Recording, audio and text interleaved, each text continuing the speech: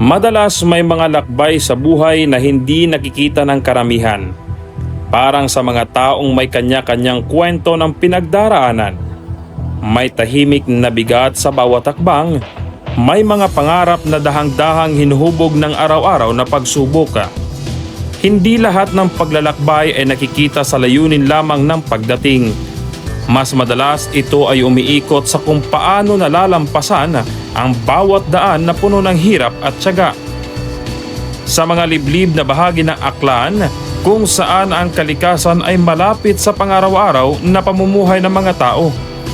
Isinasagawa ang isang mahalagang proseso ng pagdadala ng abaka mula sa pinagmulan nito hanggang sa mas malalayong pamilihan.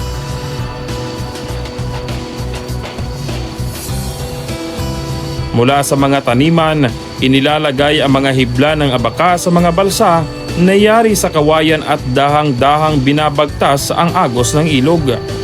Sa bawat pag-anod ng tubig, kaakibat nito ang pag-iingat dahil ang likas na daan ay hindi palaging tahimik o tiyak.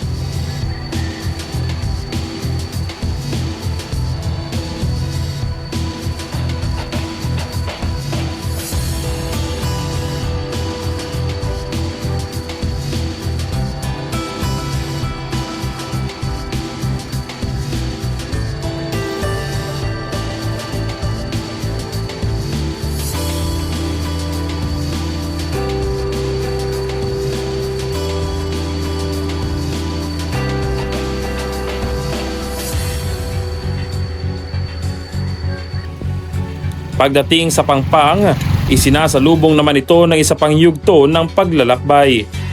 Ang mga kargang abaka ay inililipat sa mga habal-habal na siyang pangunahing paraan ng transportasyon sa mga lugar na hindi naaabot ng maayos na kalsada.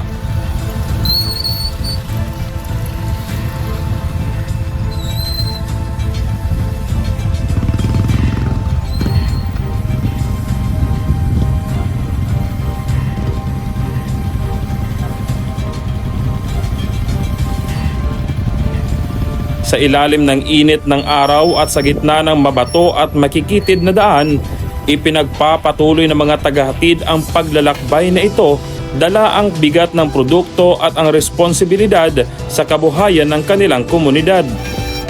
Sa ganitong proseso, malinaw na ang presyo at paggalaw ng abaka ay hindi lamang nakabatay sa halaga ng produkto mismo, kundi sa haba at hirap ng rutang dinaraanan nito.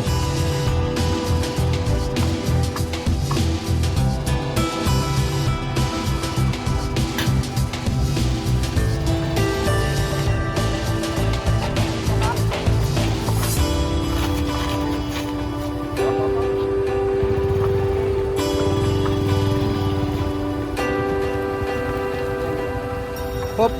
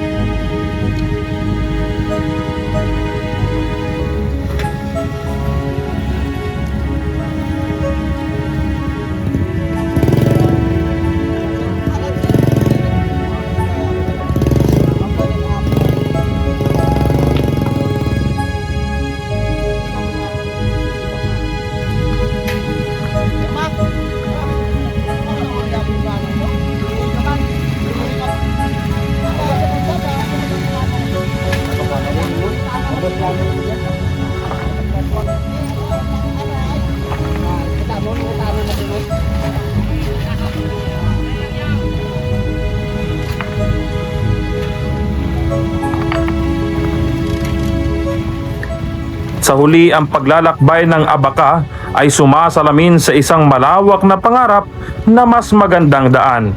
Isang daan na magpapagaan sa pagdadala ng mga produkto, magpapababa ng gastusin at magbibigay ng mas pantay na pagkakataon sa mga magsasaka at manggagawa. Sa bawat balsa at bawat habal-habal na bumabagtas sa mahirap na ruta, naroon ang pag-asa na balang araw ang mga daang ito ay magiging mas maayos at ligtas para sa mas maunlad na kinabukasan ng mga komunidad na umaasa rito.